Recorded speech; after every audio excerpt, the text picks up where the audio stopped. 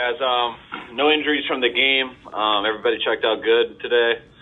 Guys, just some updates on guys who missed the game. Debo, his ankle and knee is making real good progress, still working his way back. Kerry Hyder with his ankle sprain, we should get him back in practice this week. Garoppolo got his cast off, but no further update. And Elijah Mitchell's making real good progress. He's getting much closer to returning too. So, go ahead, guys.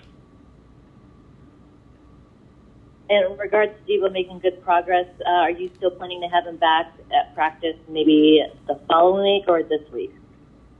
I think we'll see how it goes in these next 2 days with rehab. I think there's a chance possibly later in the week. We'll see, though.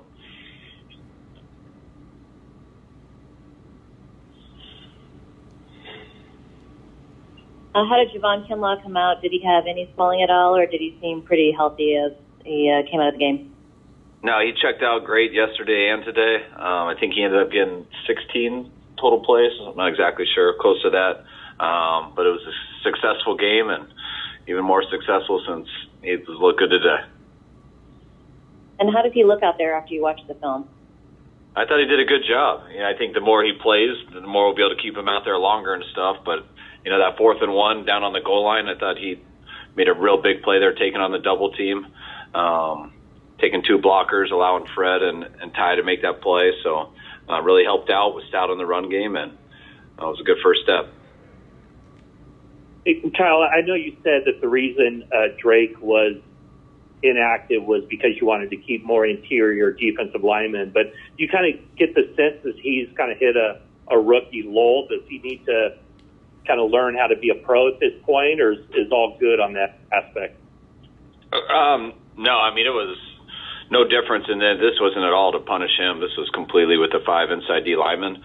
I want everyone to keep getting better and better each week. There's no doubt about that, but there was nothing that was worse in this week compared to any other week that made us make that decision. This was strictly, we usually go with 5 on the edge and 4 inside guys up, and we thought it was important to do this game differently, us anticipating how much they were going to try to run the ball.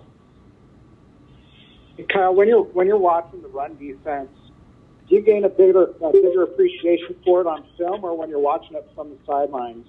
And then just what do you see the reasons for the success being? I think both. You can feel it on the field. I think you get the more appreciation when you watch the tape, because it's in the run game. It takes too long to watch everybody and how they lead up to making a play. You can see the guys at the point of impact and everything, but what allows that guy to get there? What allows him to show up at the edge of a play? It's all the penetration before that and things like that. So always enjoy it more on the tape, but I think it's a combination of things. Our D-line definitely penetrates, which in the run game, when you have penetration in the backfield for anywhere I've ever been, that affects running backs the most when they got to stop and start with their feet.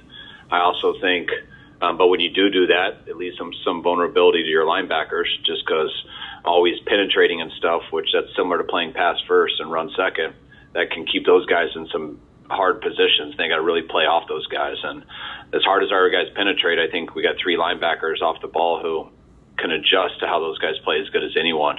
When they're in a different gap, our guys just slide to the right or left and fall back and play off of them. And when Jimmy's in there, he does the same thing in nickel. When Huff's down there or Gibb, they do the same thing at safety. So you just got so many levels of the defense with guys playing physical. And when everyone does make a mistake, just by being so physical, there's a whole other line of defense there. And I also think a lot of teams haven't been able to stick with it, which means we do good on 3rd down, which means we get them off the field. If you don't have it explosive and you get guys off the field, it's hard to run the ball well. And yesterday they stuck with it, but our guys didn't allow any big ones and did a hell of a job on 3rd down. You mentioned Elijah Mitchell making real good progress. And is there any chance that his window could be open this week or next before the regular season ends? Yeah, I do. Yeah, there's a chance. I don't think this week. I think the earliest is possibly Friday, maybe. I think that's what they told me. And he's healing up. He's had no setbacks. He's doing well. So we'll see if he's available next week for us. A question about 2 kind of unsung guys. What are your impressions of T.Y. McGill on the last 2 plays of that goal line stand in the second quarter? And then Also, Willie Snead's only snap, was he in there just randomly, or did you want him to be the guy to make that seal block? Stupendous, stellar. It was as fun to watch the 49ers that time as it has been at any point over the last. Guys, please get your line. We got to start the call over. That guy's aggressive. Ty played awesome. He's had a few good games for us here in the last month, but he was in the backfield a ton. Those two plays you speak of, the 3rd and goal. He's the one who had the penetration that made the back bounce, that allowed him to get all the way to the edge, that allowed Greenlaw to recover to officially stop him. And then on the 4th down was when Kinlaw took the guard and the tackle. The center and the backside guard, and Ty stunned and took him and allowed Fred to just meet the back right there in the B gap, which was huge. So those guys are great. Willie, we'd put in on any play like that. He is automatic on those type of blocks. But Juwan's pretty good at that also. But Juwan had just ran a deep post the play before it. So he was about 50 yards down the field.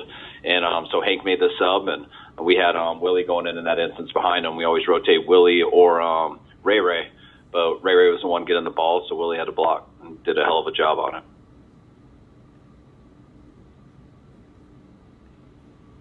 it. Also, Kyle, you have just one IR move left. Is that right? And if I have that correct, will that come down to potentially a choice between Mitchell and Garoppolo? No, we never put Jimmy on IR, so we're good with that. That was the hard thing with Ridgeway. So it would probably come down to Ridge and Elijah. And Elijah's, just from a health standpoint, is a lot further along than him. So that's odds are where we're going to go. Kyle, what was the thinking early in the season to use one of those spots on Curtis Robinson? Where we were on special teams at the time and how big of a player we thought he could be for us in special teams. And so we were excited to get him back and do that. Hindsight's 20/20, obviously. Nothing against him on that, but those are the risks you take when you're trying to get guys back and trying to have guys up. We had a number of guys down at one time. So we put a number of guys on IR so we could fill the roster, and those are the gambles you got to take, and you end up becoming one short on it at the end of the year. And do you expect him to be in the practice squad? Yes, I do. Yeah, I think we're trying to do that as we speak. Now, would you be in favor of Sorry, you went out. In favor of what? an additional return spot from IR for a team that makes the playoff?